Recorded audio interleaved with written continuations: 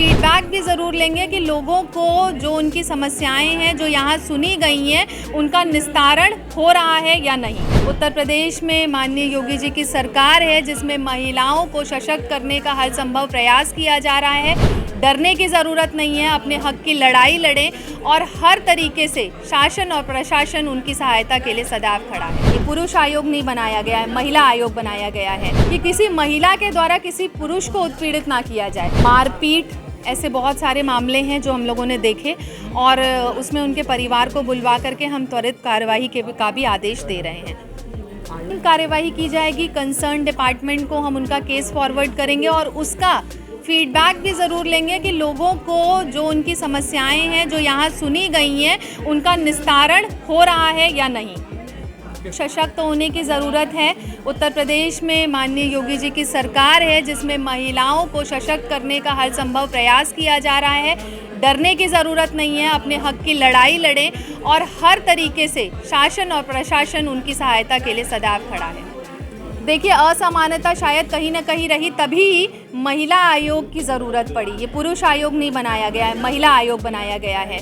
लेकिन हमें ये भी सुनिश्चित करना है कि किसी महिला के द्वारा किसी पुरुष को उत्पीड़ित ना किया जाए। तो हमें दोनों पक्ष को सुनना है, अन्याय किसी के साथ नहीं होना चाहिए, ये भी निर्धारित करना है। आपसी मारपीट के और क्योंकि आजकल फ़ोन का ज़माना है तो फ़ोन की वजह से आपसी बहुत सारे ऐसे मिसअंडरस्टैंडिंग हो जाते हैं परिवार में, जिसकी वजह से परिवार टूटते हैं। तो बहुत ज़रूरी है कि एक दूसरे से प्यार बना के रखें।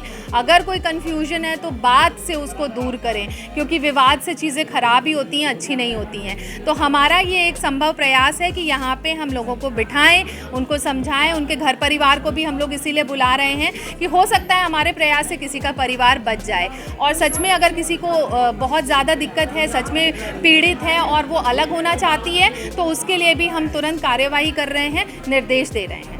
ये कारण बहुत सारे हैं, लेकिन ज़्यादातर केसेस में वकील यही लगा के भेज देते हैं कि जाओ और बता दो कि दहेज उत्पीड़न है। लेकिन हम लोग यहाँ बैठ करके तह तक जांच करते हैं और उनके परेशानियों को समझने के साथ उसका निस्तारण भी कर रहे हैं। तो मैंने वही कहा कि इसीलिए हम लोग बैठे हैं कि उसको ठीक तरीके से सुने, समझें और उसका निवारण करें। अभी करीब 40 प्लस केसेस मेरे पास आए हुए हैं, जिसमें करीब 10 का मैंने निस्तारण कर दिया है।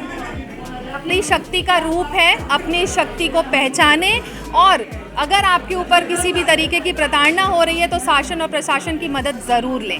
सब्सक्राइब करें आपका अपना चैनल न्यूज़ टाइम नेशन और हर खबर सबसे पहले पाने के लिए बेल आइकॉन जरूर दबाएं।